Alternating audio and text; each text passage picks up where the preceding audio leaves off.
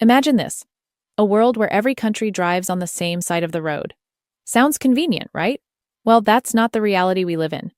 Today, approximately 65% of the world drives on the right side of the road, including the US, while 35% stick to the left, like the UK, Japan, and Australia. But have you ever wondered why the US chose the right side? Let's dive into the fascinating history of driving sides and uncover the reasons behind this choice. To understand why the US drives on the right, we need to go back to medieval times. In Europe, people predominantly traveled on horseback, and most were right-handed.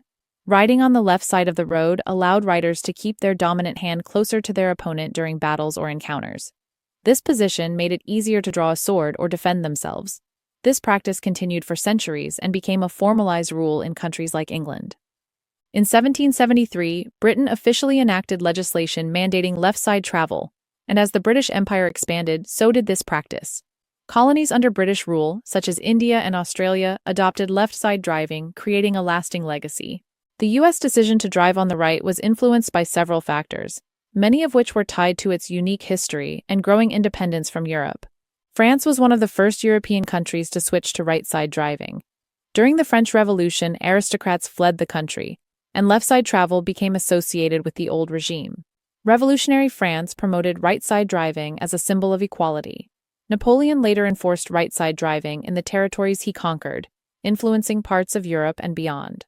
The U.S., inspired by its own revolutionary ideals and seeking to distance itself from British influence, found the French system appealing. In the early days of American expansion, large freight wagons known as Conestoga wagons were common for transporting goods. These wagons didn't have a driver's seat. Instead, the driver rode the left rear horse to keep their right hand free for wielding a whip. Driving on the right side of the road allowed the driver to better judge oncoming traffic and avoid collisions. This practical approach became a common practice in the U.S. As the U.S. expanded westward, states began passing laws to formalize road rules. Pennsylvania was one of the first to enact right-side driving legislation in 1792. Other states followed suit, and by the early 19th century, right-side driving became the norm in most of the country. By the time cars were introduced, the U.S. already had an established right-side driving tradition. The introduction of the automobile further cemented right-side driving in the U.S. Henry Ford's Model T, launched in 1908, was designed with the driver's seat on the left side of the vehicle. This design encouraged driving on the right side to give drivers a better view of oncoming traffic. Since the Model T was mass-produced and affordable, it became immensely popular, spreading the practice of right-side driving nationwide.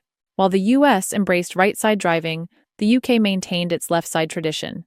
Britain's colonial influence ensured that many of its territories also adopted left-side driving, creating a lasting divide between left and right driving nations.